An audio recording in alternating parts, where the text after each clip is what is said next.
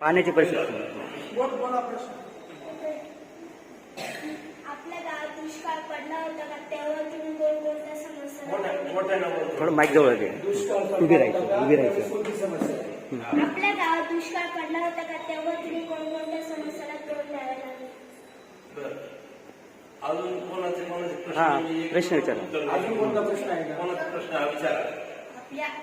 आपल्या गावात औद्योगिक वसाहतीची सुरुवात कधी झाली आणि त्यासाठी कोणी पुढाकार घेतला? आणखीन द्या, प्रश्न विचारून घ्या. चला. आपल्या गावात स्वातंत्र्य मिळवून देण्यासाठी कोणी कोणी सहभाग घेतला? स्वातंत्र्य मिळवण्यासाठी कोणी प्रयत्न केले?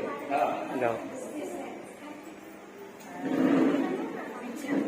तुमचे शिक्षण कितवीपर्यंत झाले आहे आणि तुम्हाला शिक्षण घेताना कोणकोणत्या अडचणी आल्या होत्या का? चला, हे माईक द्या इकडं. पूर्वी गावात पिण्यासाठी पाणी कुठून उपलब्ध व्हायचे? त्यांच्या पाण्याचा सोर्स काय? तुमच्या लहानपणी शाळेत घडलेली घटना किंवा गोष्ट सांगा. तिकडे द्या. तुमच्या शाळेत आठवणी घटना. आपल्या गावाचे नाव माळेगाव कसे पडले?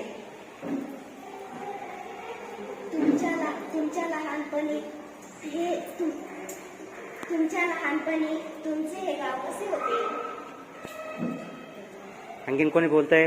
काय प्रश्न विचारायचे आणखीन? हा, घे ना, विचार ना. तुमच्या काळात शाळेची परिस्थिती कशी होती? शाळा कशी भरायची? शाळेची परिस्थिती. इंग्रजांच्या काळात आपल्या गावाची परिस्थिती कशी होती? आपल्या गावात आपल्याला सुधारण्यासाठी आणखी काय करता येईल? ओके. सगळे प्रश्न एकत्रच घेतले त्यांनी.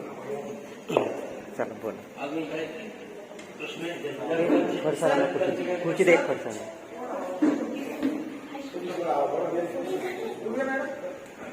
नाही, तो माईकचा आवाज नाही येते. बोला तुम्ही, तुमचा आवाज आहे चांगला. हा, बोला.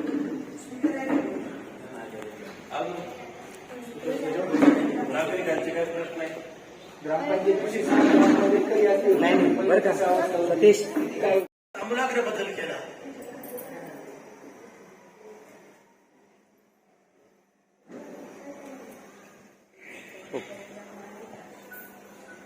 सुरुवात करूया.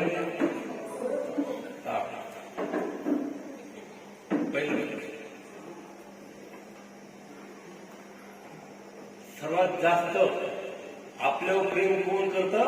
आई. आणि आपल्याला सर्वात जास्त स्वाभिमान, आदर, आपुलकी कोणाची असते? आईची. काळी असो, नक्की असो, अथवा असो, तरळी ठार, ज्याचे त्याला आई प्यार. दुसरीची आई खूप सुंदर आहे, खूप सद्गुणी आहे, परंतु त्यापेक्षा आपल्याला काय वाटतं? स्वतःच्या आईवरच आपलं प्रेम असतं. काळी असे, नक्की असे, अवगुणी असे, परंतु त्याप्रमाणे सगळ्या जगामध्ये एकच देशाला मातेची उपमा दिली जाते. जगामध्ये भारत माता.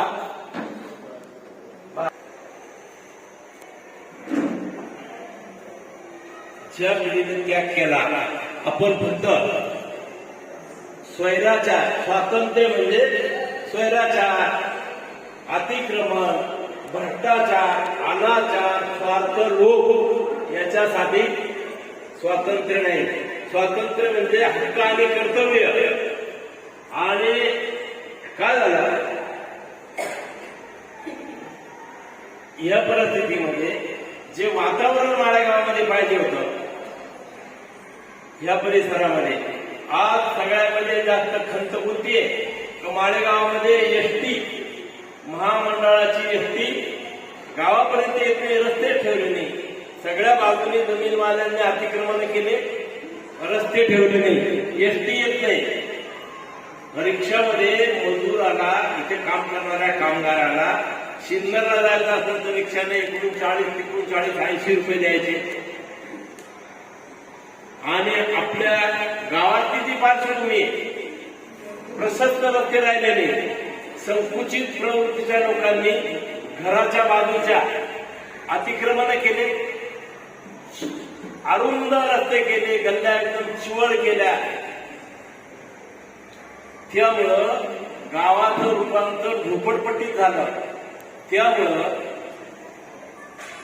ज्या वेळेला मोठा वर्ग ज्या गावामध्ये निवास करायला, वास्तव्य करायला कधी विचार करतो, ह्या गावामध्ये जर आधार आला, सुपर स्पेशालिटी हॉस्पिटल आहे का, माझ्या मुलांना उच्च दर्जाचं शिक्षण मिळायला.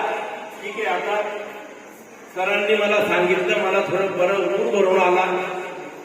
कमी नाशिक जिल्ह्यामध्ये सगळ्यात जास्त प्राथमिक शाळेला प्रवेश घेतले मुलांचे. म्हणजे तुमचं वातावरण चांगलं आहे, त्याबद्दल मी शिक्षकांना धन्यवाद देतो, त्यांचे आभार मानतो. आणि जे इथं मुलं येतात, आपली शाळा, माझी शाळा, इथं चांगलं शिकवलं जातं. जास्त फी घेणाऱ्या शाळांपेक्षा इथं चांगलं शिकवलं जातं. हे जे वातावरण आहे शिक्षकांनी निर्माण केलेलं, गावाने त्याला सहकार्य केलं, त्याबद्दल शिक्षक लोकांना, सगळ्या अध्यापक, मुख्याध्यापक सगळ्यांचे आभार मानतो. असंच त्यांनी लक्ष पुढील काळात सुद्धा ही जशी शाळा जिल्ह्यामध्ये, त्यांनी काय सांगितलं सरांनी, का जिल्ह्यामध्ये आमच्याकडं असं वातावरण आहे की मुलांचे प्रवेश बाहेर ठिकाणी शिक्षक फिरतात, गावगाव आमच्या शाळेत या, तिथं लक्ष नसतं शिक्षकांचं. पण या शाळेमध्ये सरपंच, उपसरपंच, सदस्य, ज्येष्ठ नागरिक या सगळ्यांचं शाळेला सहकार्य आहे. शिक्षक हे आदरपूर्वक, आस्थेनं, आपुलकीनं मुलं घडवतात, विद्यार्थी घडवतात, आपलं कर्तव्य पार पाडतात. म्हणून ह्या शाळेमधलं शैक्षणिक वातावरण ज्यांनी घडवलं त्या सर्वांना आजच्या निमित्ताने हे मानतो. आणि या पुढील काळामध्ये एक विचार करायचे सगळ्यांनी, ज्येष्ठ, श्रेष्ठ, विद्यार्थी, नागरिक सर्वांनी विचार आहे की आपल्या गावामध्ये आपण झोपडपट्टी केल्यामुळे आपल्या घराच्या पुढे ओटा, आपण संडास बांधले, ओट्याच्या पुढं पायऱ्या बांधल्या, गाड्या उड्या करतो, सगळ्यांच्या तुम्ही आम्ही सगळे आले त्याच्यात गाड्या उड्या करतो. त्यामुळं ही आपण झोपडपट्टी केली. त्यामुळं इथं जो वर्ग कायम नोकरीला आहे, परमनंट आहे, काय म्हणतात परमनंट आहे, तो वर्ग नाशिक, सिन्नर, नाशिक रोड, देवळाली बाहेर राहतो. इथं का राहत नाही? तुम्ही झोपडपट्टी केली स्वार्थामुळं. तुम्ही रस्त्याचे अतिक्रमण केले, शेताजवळचे रस्ते नॅरो केले, एकदम छोटे छोटे केले.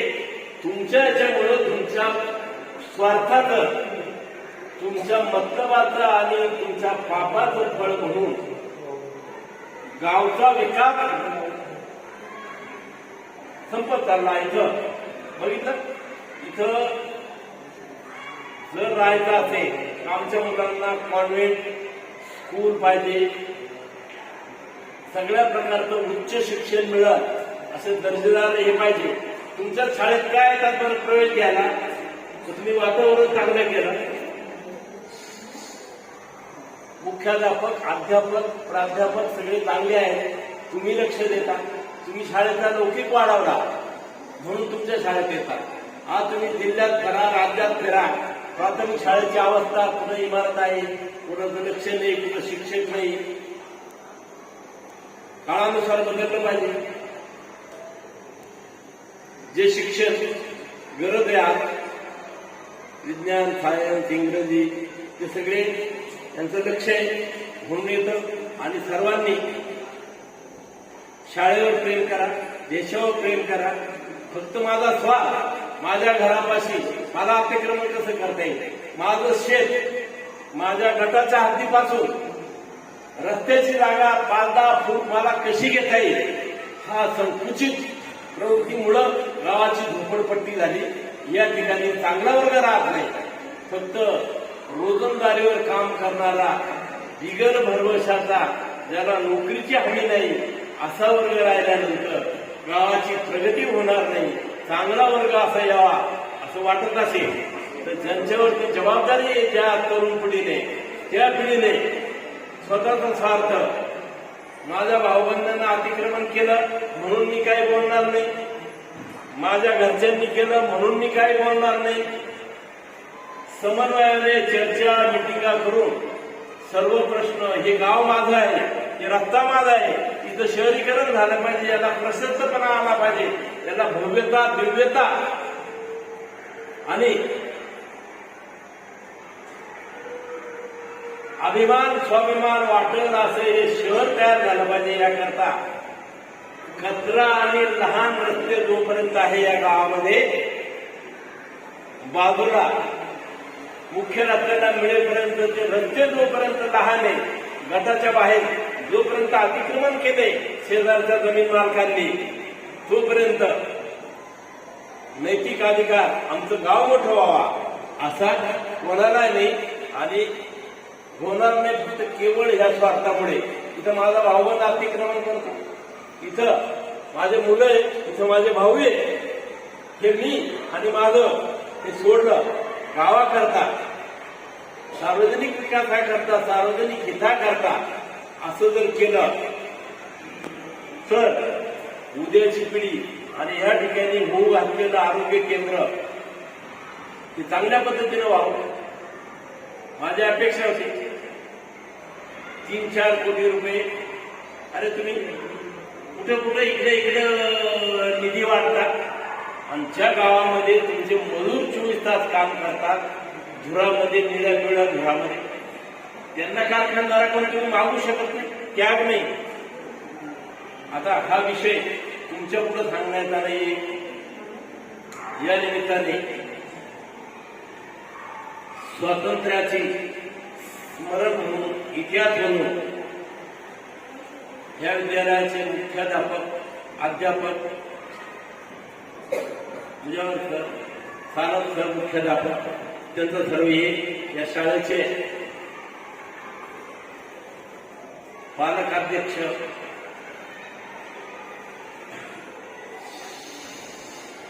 व या शाळेला वेळोवेळी सहकार्य करणारी ग्रामपंचायत, शाळेत नियमाने येणारे, शाळेची प्रगती आणि भविष्यामध्ये यश मिळवून देणारे विद्यार्थी, या सर्वांना या निमित्ताने पुढील आयुष्याच्या आणि हे स्वातंत्र्य जसा तुमच्या काळामध्ये 75वा अमृत महोत्सव पाहायला तुम्हाला वेळ आला, तसं पिढ्यानपिढ्या, अनेक पिढ्या, हजारो वर्ष हे स्वातंत्र्य प्रगती झालेलं, वाढ झालेलं, याचं सुजलाम सुफलाम देश, स्वावलंबी देश आणि जगावरती राज्य करणारा देश, गरडई उत्पन्नाने सगळ्या गरजा भागलेला देश तुम्हाला तुमच्या याच्यात बघायला मिळावा अशी अपेक्षा करतो. आणि मला आवर्जून या गोड कार्यक्रमाला आमंत्रित केलं त्याबद्दल सगळ्यांचे आभार मानतो, धन्यवाद देतो. आणि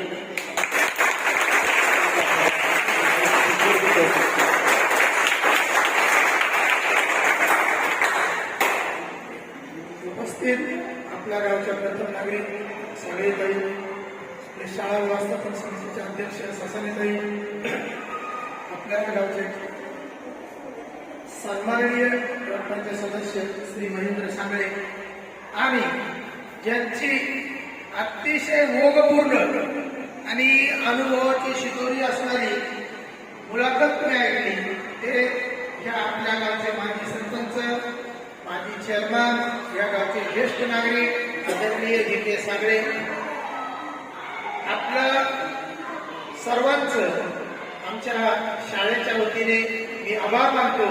आणि आम्हाला तुमच्या बरीच प्रश्न आमची अनुत्तरित राहिली, परंतु कधी काळी आम्ही तुम्हाला पुन्हा बोलू आणि आमच्या प्रश्नांची उकल तुमच्याकडून करून घेऊ आणि ती तुम्ही करून द्याल अशी मी आपणा सर्वांच्या वतीने त्यांना विनंती करतो. आणि या वेळ दिल्याबद्दल त्यांचे आभार मानतो.